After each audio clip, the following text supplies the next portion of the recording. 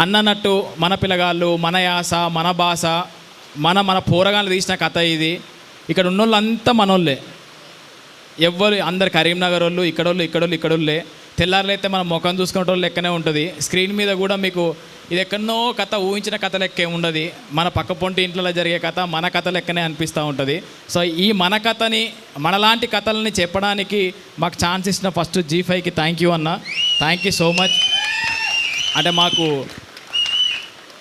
అంటే షూటింగ్ చేసేటప్పుడు కూడా కొద్దిమందికి డౌట్ ఉంటుండే, వీళ్ళు యూట్యూబ్ వీడియోలు చేసిర్రు, షార్ట్ ఫిలిం చేసిర్రు, వీళ్ళకి తీయత్తదా, ఈ స్క్రీన్ మీద పడుతుంది, అంత క్వాలిటీ వస్తుందా, వీళ్ళు ఏం తిత్తురు ఏందో అన్న మిస్క్లారిటీ ఉండే.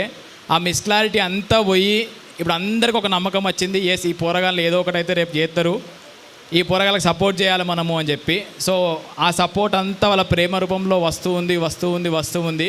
మిమ్మల్ని కోరుకునేది ఒకటి, మీ వాట్సాప్ స్టేటస్లల్లా మన కరీంనగర్ పోరగాళ్ళు, మన పోరగాళ్ళు ఏమో చేసిరని చెప్పి షేర్ చేయండి.